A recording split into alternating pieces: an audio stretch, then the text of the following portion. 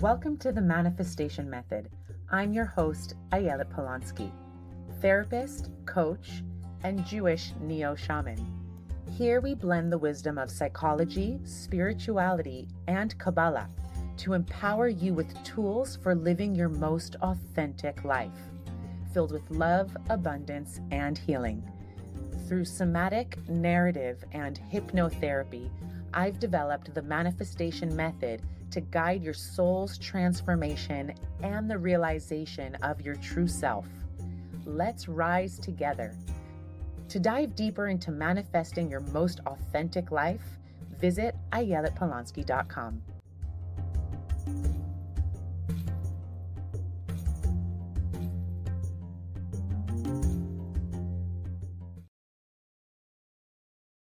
Okay, guys, so we're back with part 2 of Ayelet's journey, and she just landed in Jerusalem and was really starting to learn Torah seriously and then getting into feeling ready about manifesting her partner.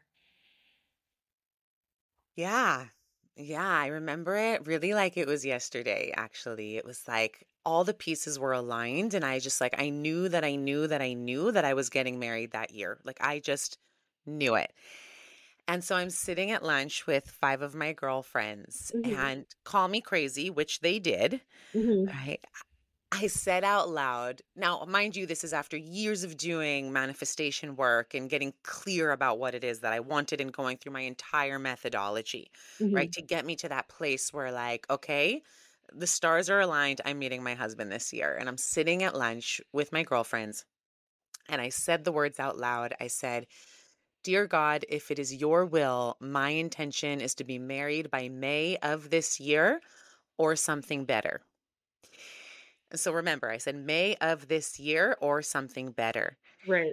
I got to work. I implemented, it's a 3-step process that I take a lot of women through in my courses and when they work with me one-on-one. And it's actually a freebie that I'm also giving away to any of the listeners who are listening to this episode. So you'll see in the footnotes, like ayeletpolonsky.com/gifts. I just have to offer that because this little, I share it as a mini workshop, but really like it's 3 steps that if you take the steps seriously and you work them and you do them, magic happens. Magic happens. And I'm also including the actual free hypno visualization process that I did for 21 days before meeting my husband. And so, okay, so end of May or something better. Question. Before you even got to that point, of being like, okay, I'm ready to manifest my partner, how did you even get to that point of really knowing that you were ready to commit in life? Yeah, so I think a big part of what got me to that place of being ready, because mind you, I had come from like a history of just dating chaos, Mm-hmm. right? Dating non-committal men, dating narcissists, dating men who did all sorts of shady things. I was too young to like question it at the time, but I dated a guy who literally would like travel to the other coast. He would travel to California and come back with like suitcases filled with cash. And again, I was like, I was young and naive. I had no idea. I didn't think twice. I didn't know what to think. But I knew something shady was going on, Yeah. right? So obviously Ayelet days. that was what. Jersey Ayelet days. I was just like naive, like party girl. Yeah, yeah, yeah. Didn't question it, and like, but obviously that wasn't relationship material. Like he was obviously doing something he shouldn't have been doing. Mhm. I dated a professional boxer. Wow. Yeah, and you know, we got really deep into relationship to the point where, I saw parts of him that, I think, whatever, just not so pretty parts, not so pretty parts. And he, even though deep down he was a good person, he was just not ready to make me his priority.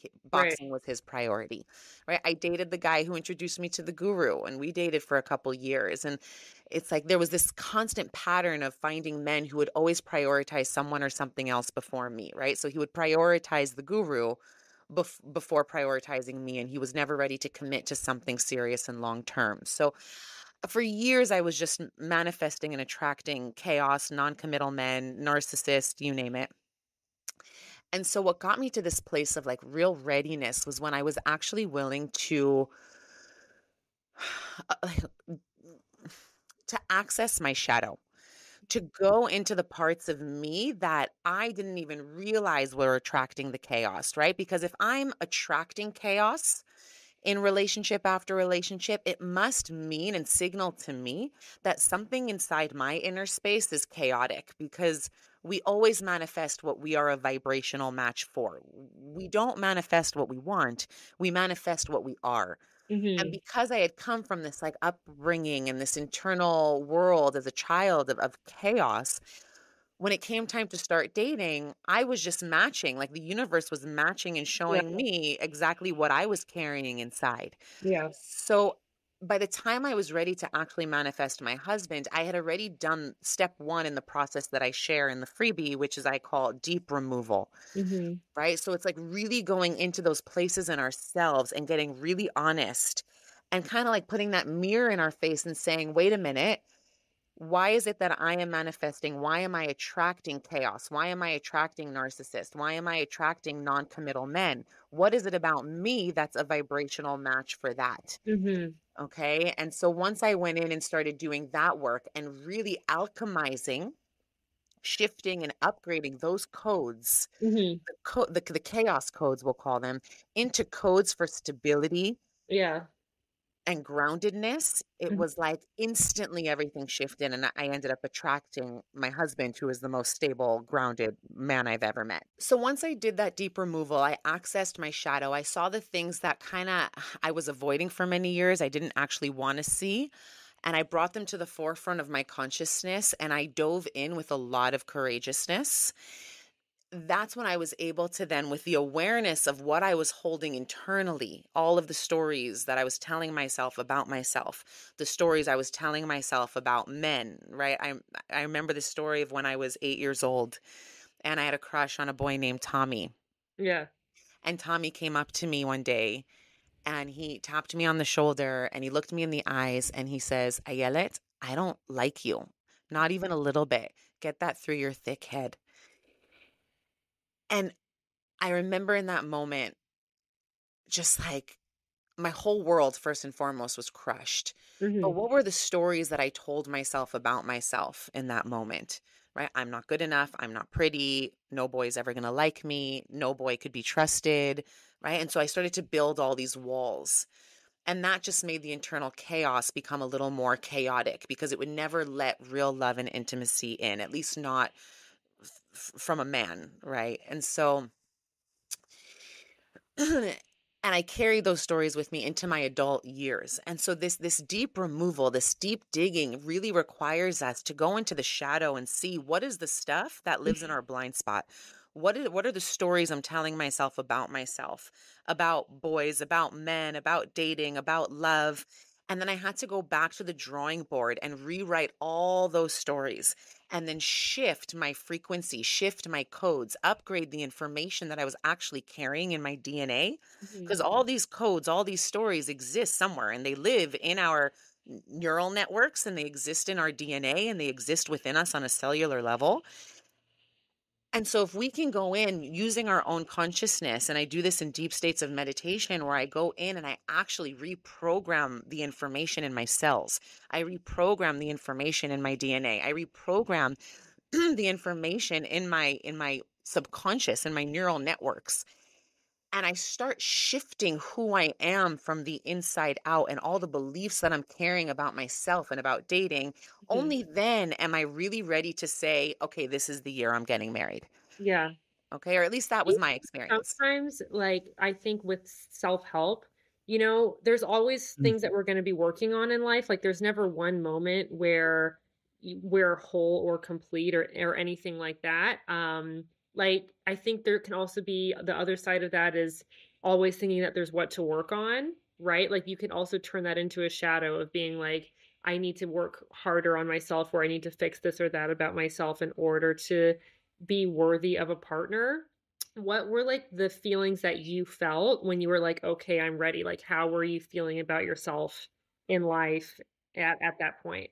I mean, I was also in a stage where I was following my excitement, like full Mhm. force, like following my excitement. And excitement is a very powerful manifesting energy, right? When we are, and that doesn't mean that there isn't fear or hesitation or resistance, but I brought all that with me, Mhm. right? There was a lot of newness in my life. I had left my community of 6 years in India, just arrived to Israel, set this big intention that's going to like flip my whole life around and actually start like projecting into a new future as a married woman, right? Like that's a whole lot of change Yeah. in a very short period of time.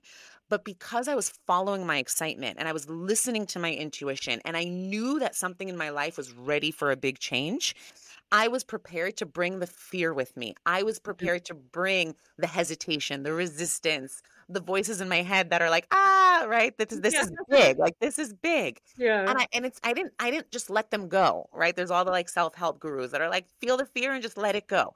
No, Mhm. I'm not into letting it go because fear is a real thing and it's there to protect us and give us information about ourselves and about our environment and about what we want or don't want. But if I know that I'm ready for something, and sometimes we don't even know, it's a matter of choosing.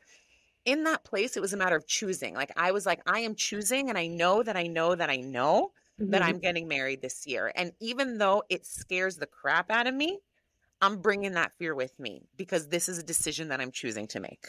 Oh, so powerful. Also something that's really fun for me is that I knew Ayelet at this time. I knew you like when you were just dating around in Jerusalem. We were both living in Jerusalem at the same time. And I just like, okay, so I remember when you guys first started dating, you and Beryl, and tell us about that experience. So were you were dating or Beryl, your partner, but you were dating other people before? Like, what was the dating process like for you while you were in this manifestation zone?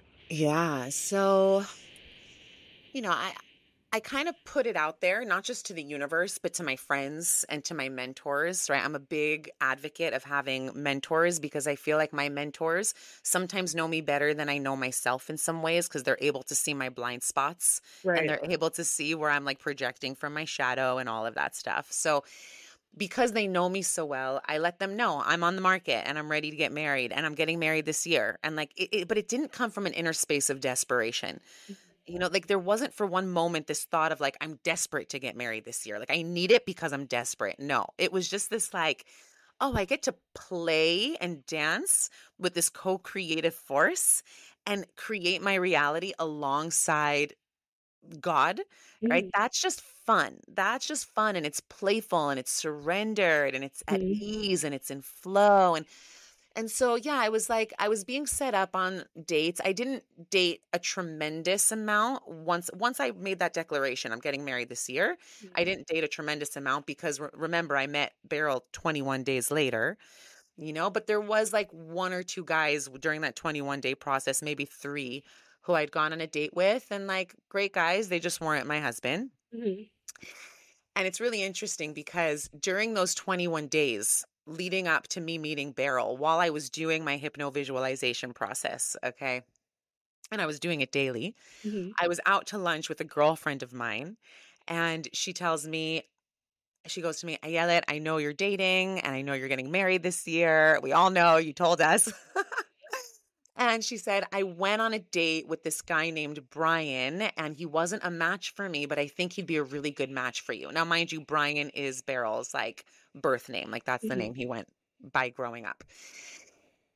And she shows me a picture of Brian, and I'm like, okay, he seems like a really nice guy, but he's not my husband. Okay. And she's like, okay, fine. Brian Beryl, who she is married to now, ladies and gentlemen. Wait, but the story gets better. It Okay. gets so good. This is like never before shared on a podcast stuff, No, guys. I don't think this has ever been shared like on social media. This It gets yeah, shared in like this is intimate real. circles of ours. Yeah. This is like the real real. This is the real real.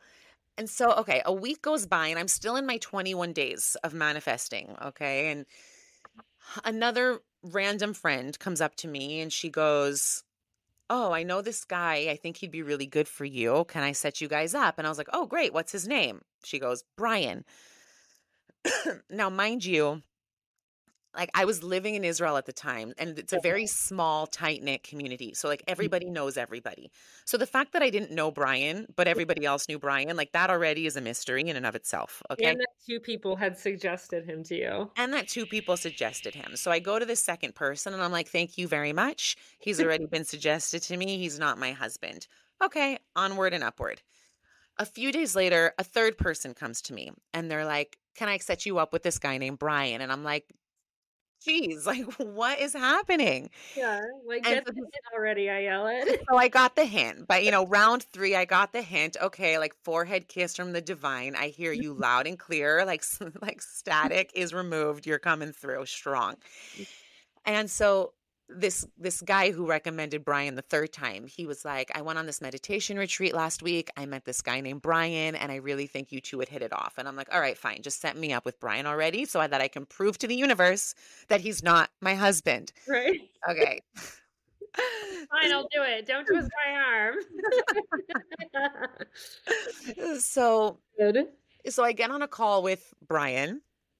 And mind you, I'm like totally checked out because I was like, he's not my husband. So I wasn't invested in the conversation in any sort of real way.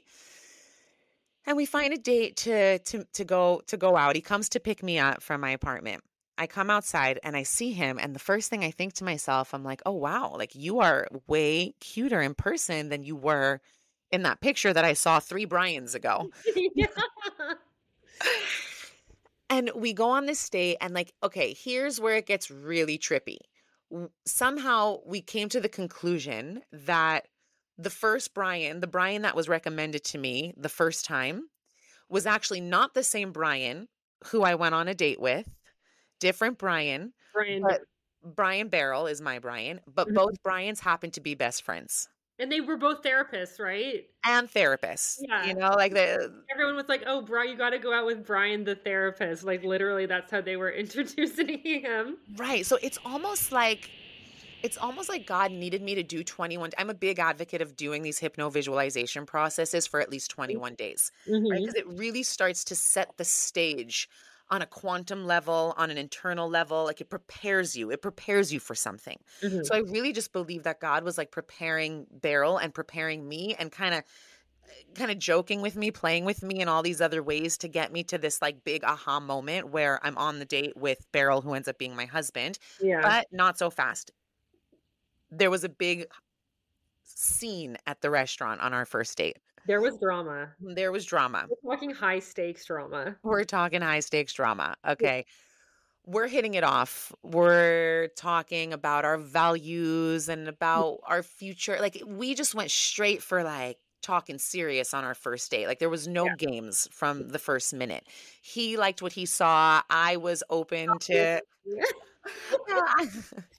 like I was open to a second date for sure. Like the conversation was flowing. He's personable. He's everything was aligned. And the end of the night comes and he goes to pay the bill and I went to go use the bathroom. Little did I know that his ex-girlfriend was in the same restaurant. And she's on a date herself. Yeah. And I had no idea the connection between the two of them, right? But she apparently had seen Beryl and I on our first date. And, God bless her. I just think she was hurt by the breakup or must have been something along those lines. And again, like, bless her. But she followed me into the bathroom. And she corners me when I come out of the bathroom stall and she starts going through a bucket list of all the reasons why I should not marry Beryl and how heartbroken she was from that relationship. And it was pretty scary. Like the things she was saying were pretty scary and like really raised some red flags for me and put me on alert. And had I been dating the guy for like a couple months, I probably would have totally disregarded anything she said. But this was your first date and it's such a vulnerable situation. It's such a vulnerable situation. And sometimes you just don't know, like, do I believe the ex-girlfriend or is she like just one of those like brokenhearted ex-girlfriends who wants to see him like miserable for the rest of his life? I didn't know. It's a thin line sometimes. Yeah.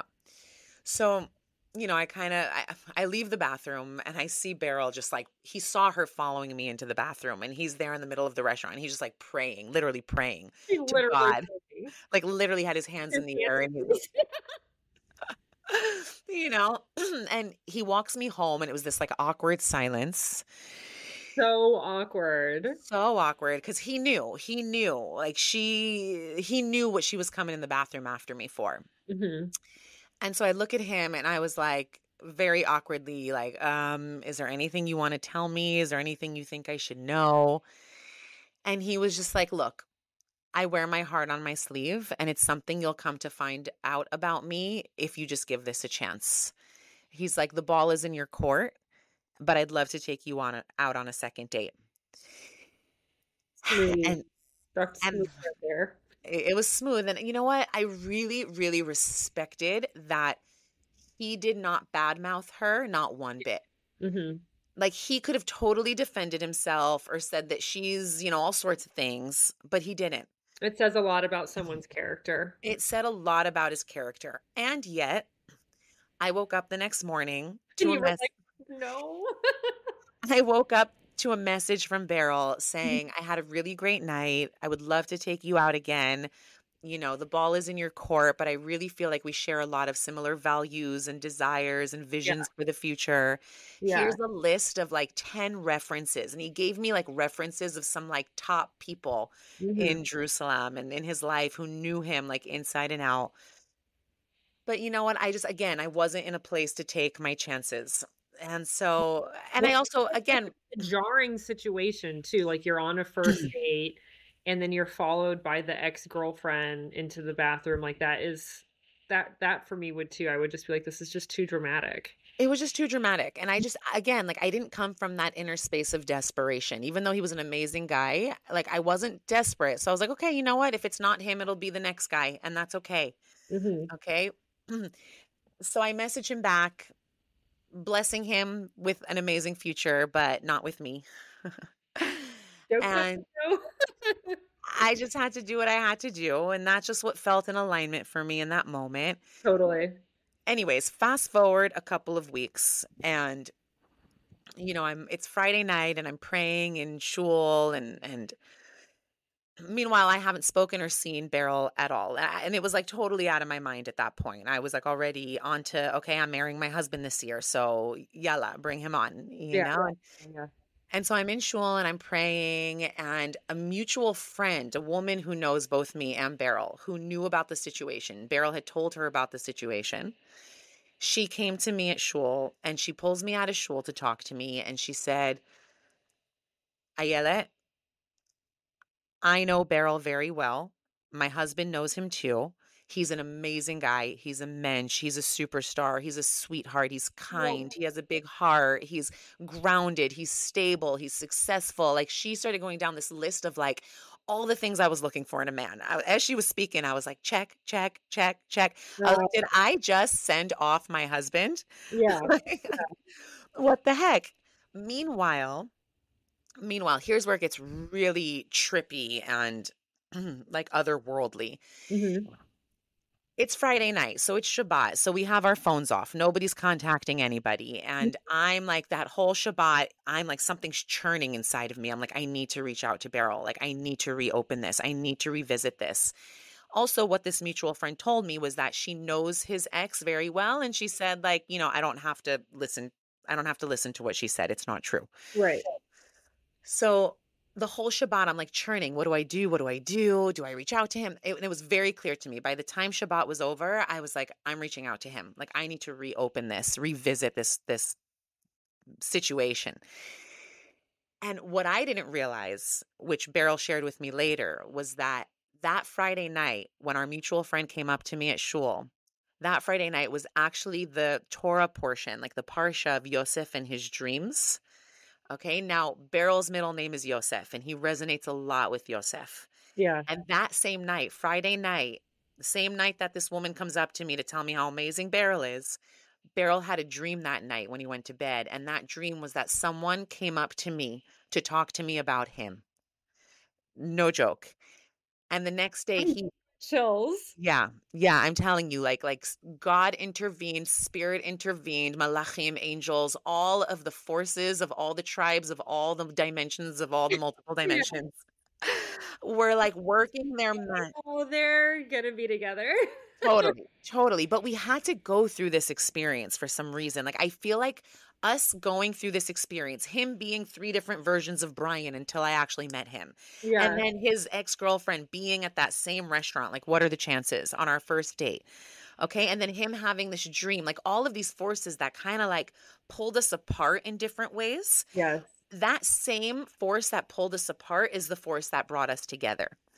Right. What I love too about the unseen forces is when you realize that life is happening for you, not to you, it makes things so much more fun and interesting. And I just am listening to this thinking like the guides just wanted a really great story out of this. Like you can't make this up. It's so good. It's out of a movie. You And can't it's make it up. like a legendary, like, oh, like my grandmother, my great grandparents, like this was their crazy love story. Like it just really makes you believe in love when you hear stories like this. Yeah, yeah, yeah. And every time I tell this story, it just like awakens like the butterflies in me again because it like reminds me of how like meant to be we are, right? Yeah. Like how it's all like everything is so synchronistic. The Hmm. hashgacha pratis, like the divine providence that has to come together to bring a couple together, which Yeah. is why when we get into that like stress mode, that like chronic control, when am I going to meet him? How am I going to meet him? When am I going to meet him? How am I going to meet him? That chronic control is the number one force that will cause things to take longer or cause things to not happen, right? Yeah. Versus accessing that space of like openness and curiosity. Okay, God is the ultimate manifester. Can I get out of God's way and just play with these forces that are obviously intervening? Yeah. So the way that we met and all the forces that came together is just like another like forehead kiss from the divine that shows me those forces are always intervening and Yeah. they always have our best interest. And I really believe like us being pulled apart in all these ways Hmm. was the force that brought us together. Because if we just met randomly and had a first date, I don't think like the tension would have been built up enough for Totally. us. You know what I mean? Like it built this like intimate tension between us that we were just like, okay, something magical is here. Like something's got to be here. Where if that magic wasn't there, I don't know what would have happened. I don't know if it would have worked, Right. So anyway, so Motzei Shabbat. Oh, Need the magic. You need magic in life, and I think it's so we forget so much that God really wants us to be happy and live in the wonder. And like what you were saying, like with control, it's such a repellent for the magic to come in your life. It is really the thing that we stumble ourselves. Like we think, okay, like in order to manifest, it's like so serious, we're working on ourselves and how is it going to happen? When's it going to happen? But just taking the how and when out of the way and really connecting with the why, if and the what? yeah, and the And what, the and what? and also being like, I can go through this process and I can get to know myself and enjoy life and enjoy myself during this process. That just like frees up so much space too. Totally, totally. And a big part of it is also just trusting in divine timing. Because one thing I hear a lot from women is like, okay, yeah, it's easy to be in the fun of it when things happen quickly. But what happens if I'm on this dating hunt for like years and years and years? And don't get me wrong, I get it. Like I was dating for many years before I was ready to meet my husband. It's not like I was ready to manifest and boom, he came. I mean, that is what happened. But it's not that it didn't come on the heels of years and years and years of dating the wrong men. So I don't want people to get the wrong idea, right? Right. But once I made that conscious decision, and it really is a choice point, it's a choice point. Am I going to ride the wave of chaos and manifesting according to what my inner world used to be? Or am I going to take a quantum leap? And it really requires a quantum leap. And what is a quantum leap? A quantum leap means doing something radically opposite or different than how you've ever done it, Hmm.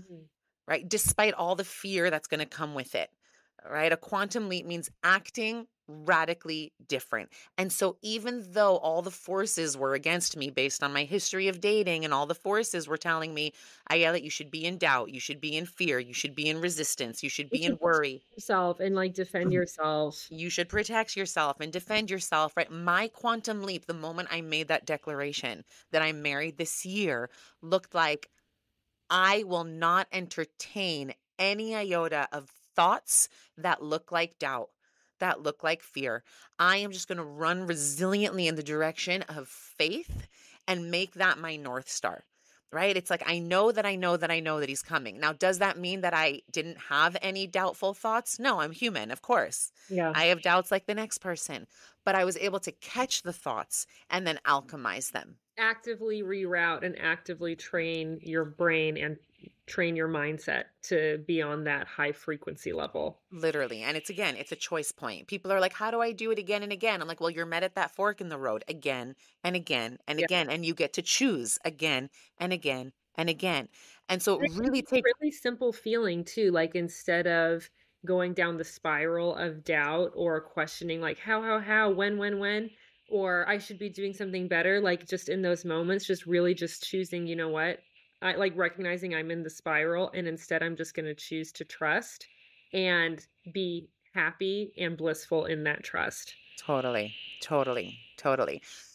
So as trust has it, what ended up happening was Saturday night, Shabbat is out. I text Beryl. I said, are you available? He Oh my responds. God, Daryl's like tripping. He was tripping. He was tripping. Right away, he goes, yes. When? I said, now. He goes, okay, in person or over the phone? I said, in person. Oh my And God. so we met up at this really cute little cafe. And I walk in and I sit down across from him. He's already ready, waiting for me there. He I has sit, the ring in his pocket. that came not long after. But I sat down across from him and I looked him in the eyes and I said, I have a proposal. Okay, so maybe I had the ring in my pocket. I have a proposal. I said, let this be our first date. Nice to meet you. Oh.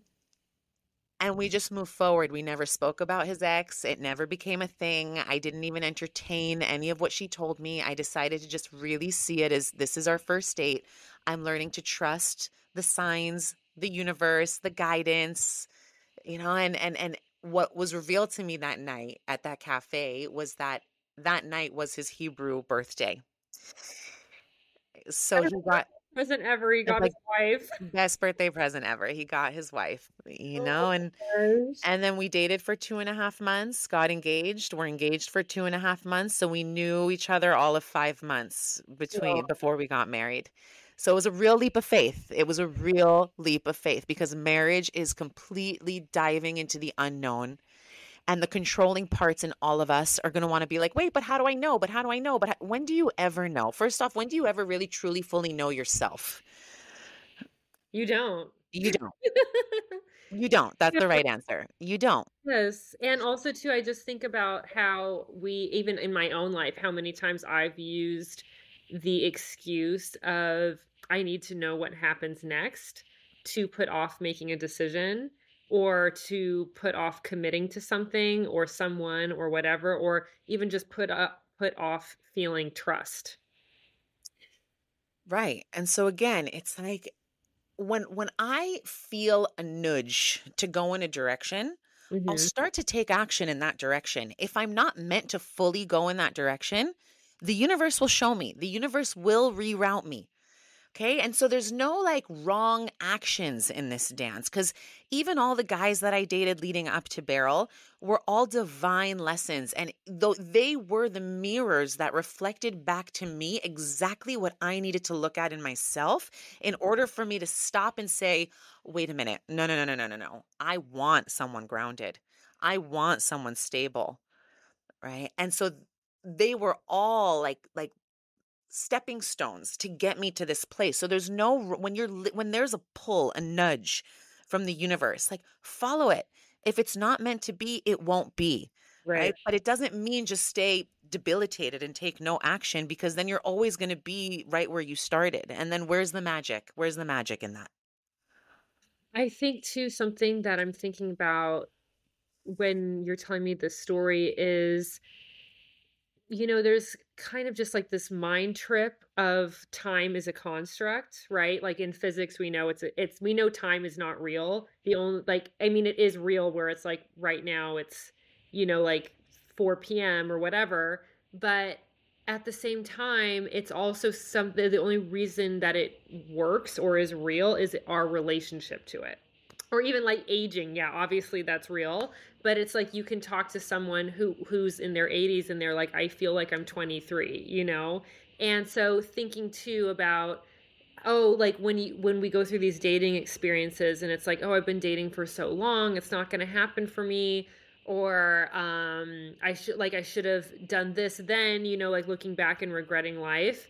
There is something really to be said about our perception of time is like the key, really, like letting go of that perception of time and realizing that it's about when we decide to be ready. And it really is also taking our own power back and empowering ourselves to co-create with God and make that magic happen in our life. It's a really important piece too, to like letting go of like the shame and the doubt. It's just realizing it's also, it doesn't matter where you are in your life or what happened before. It's all about the timing of when you are ready, and it's all always in our power to decide when we're ready. Absolutely. And there also is a way to accelerate time, right? Now Now we we're getting somewhere juicy. Well, if we think about it, time is a construct, Hmm. right? It helps us get into sequence. It helps us organize things. It helps us show up to our coffee date on time. So time is important. We're not saying it's not important, but I think the first mental construct that we have to destroy is that we are bound by time. Hmm. Right. One thing that I saw when living at the ashram in India is like with enough yoga and enough kriyas and breath work and eating healthy, there were women there who were in their 60s who didn't look a day over 25. Okay. Like time really is a construct, and we can manipulate and play with time if we learn how to use our consciousness and our mindset and our frequency in the right way. So, what do I mean by that? Like, well, there's a Gemara that says, he who resists time, well, he or she who resists time, time will resist back at them, right? So the more we resist the amount of time, we try to control time, time's going to be like, nope, I'm not on your side. And you're not going to get what you want in a timely manner, right? Hmm. And on the flip side of that same Gemara, right, this is like Jewish mysticism 101. It says that he or she who surrenders to time, time yields and surrenders to her. Okay, so if we learn how to just really surrender and not get so stuck in the constructs of what we think and know about time, then we can start to live in this realm that is above 3D, Hmm. and we can start playing and manipulating with time. Because at the end of the day, if you live in this, we are multidimensional beings living in a multidimensional universe, Right. which means that the reality that we're experiencing with our naked eye, the 3D reality, is not the only reality that exists. There's Hmm. also in quantum what is called the quantum field. And so if you can use your mind power to visualize a specific outcome, and you feel in your body the excitement of that outcome as though you're living it right here, right now, then your subconscious cannot tell the difference between time and space. You're actually tripping out the quantum field as well as your subconscious in that moment. And you're creating two simultaneous realities at the same time. What you're actually doing is you're pulling and drawing that reality from the quantum field into your 3D reality right now, because whatever exists in that dimension exists in this dimension and vice versa.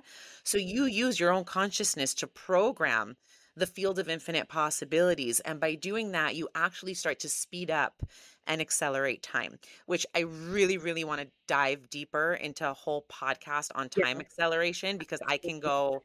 I've got a lot to say on the subject, but it's for time's sake. For Let's stop time's sake. here. because I want to give it its like own stage. It's a big one. It's a big one.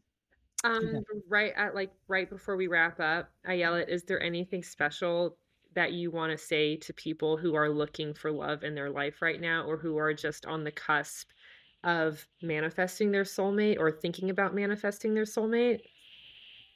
So, what's coming through right now, and I'm really feeling like just this is being channeled, is that Mhm. really if you're listening to this right here, right now, take it as your sign that love is on its way. Not just on its way, but it's around the corner.